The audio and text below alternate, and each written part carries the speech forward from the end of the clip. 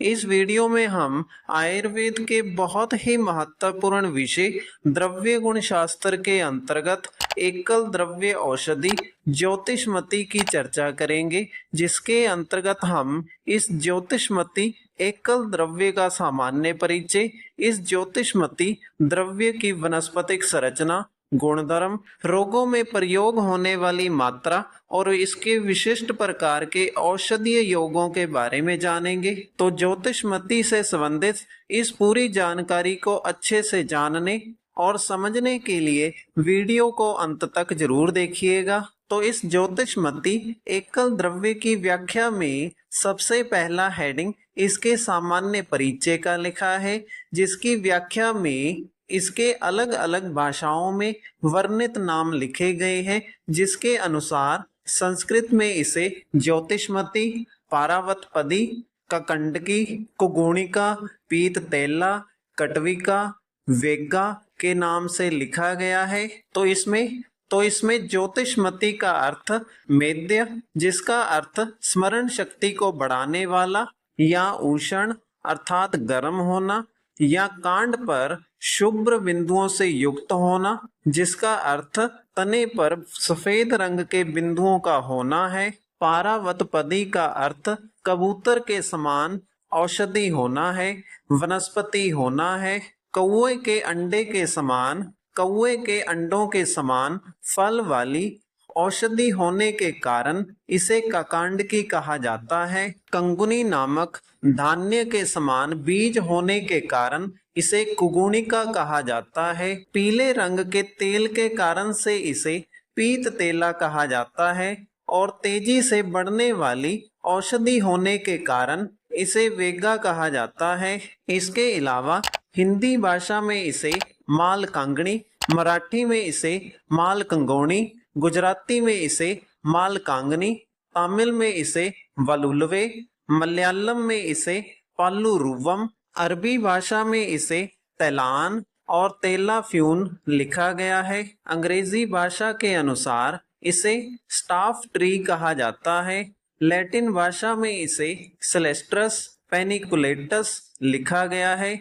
इसके बाद अंत में ज्योतिषमती की कुल का नाम लिखा गया है, जो कि सेलेस्ट्रेसी कुल लिखी गई है। इसके बाद अगला हेडिंग ज्योतिषमती के वनस्पतिक परिचय का लिखा है, जिसकी व्याख्या में लिखा है इसकी आरोहिणी विस्तृत लता होती है, शाखाएं झुकी हुई, जिन पर श्वेत बिंदु होते हैं। तो इस व्याख्या के अनुसार ज्योतिषमती की लता वृक्ष पर गोल आकार में चढ़ने वाली होती है। इस लता की शाखाएं झुकी हुई होती हैं, जिसके ऊपर श्वेत रंग के बिंदु बने हुए होते हैं। इसके बाद अगला हेडिंग ज्योतिषमती के पत्र का लिखा है, जिसकी व्याख्या में लिखा है अंडाकार या अभिलटवाकार, नुकीले तथा दंतोरधार, 2.5 से 5 इंच लंबे तथा 1.25 से 2.5 इंच तक चौड़े होते हैं। तो इस व्याख्या के अनुसार ज्योतिषमती के पत्ते अंडाकार या अभिलटवाकार आकृति के होते हैं। यह पत्तर आगे से नुकीले और किनारों पर दंतुर होते हैं। ज्योतिषमती के पत्तों की लंबाई 2.5 से 5 इंच तक होती है, जबकि इनकी चौड़ाई 1.25 से 2.5 इंच तक होती है।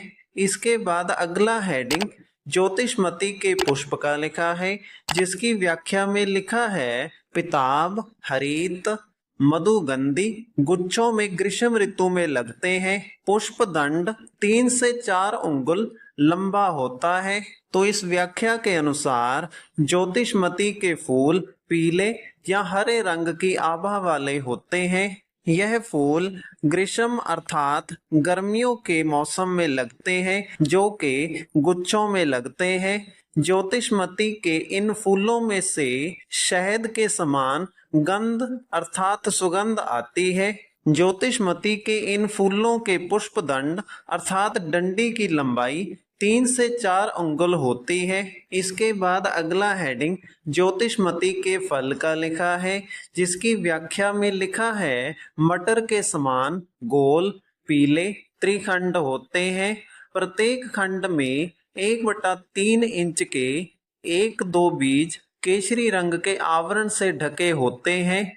पुष्प नई पत्तियों के साथ अप्रैल जून में निकलते हैं तथा फल अक्टूबर जनवरी में पकते हैं। तो इस व्याख्या के अनुसार ज्योतिषमती के फल मटर के समान गोल आकृति के होते हैं। इनका रंग पीला होता है और यह 3 खंड अर्थात 3 भागों से युक्त होते हैं। इसके प्रत्येक खंड में 1/3 इंच के 1 से 2 की संख्या में केसरी रंग के छिलके से ढके हुए बीज होते हैं। ज्योतिषमती के पुष्प अर्थात फूल नई पत्तियों के साथ ही अप्रैल से जून महीने के बीच में निकलते हैं, जबकि ज्योतिषमती के फल अक्टूबर से जनवरी के बीच के समय में पकते हैं। इसके बाद अगला हेडिंग ज्योतिषमती के रासायनिक संगठन का लिखा है, जिसकी व्याख्या में लिखा है बीजों में 52.2% गाढ़ा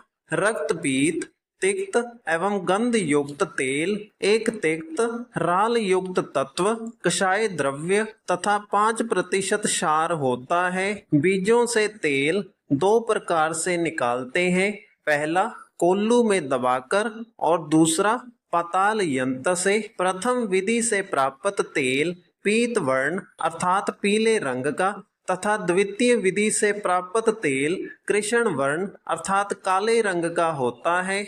इसके निर्माण में इन बीजों के साथ जायफल, जावित्री, लवंग और लोहबान भी मिला देते हैं।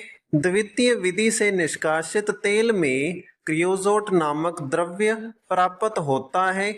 बीजों से जो क्षाराब प्राप्त किए गए हैं उनमें एक सिलेस्ट्रिन और दूसरा पेनिकुल्टीन है।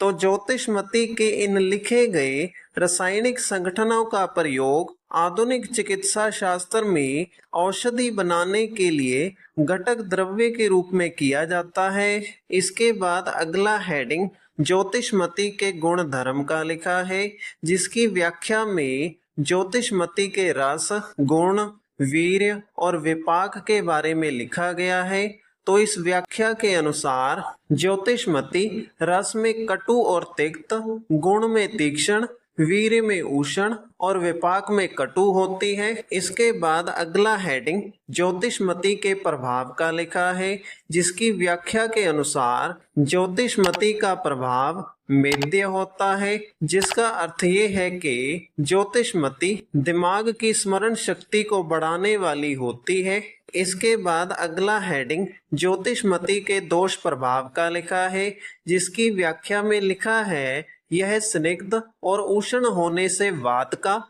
कटु तिक्त एवं उष्ण होने से कफ का शमन करता है।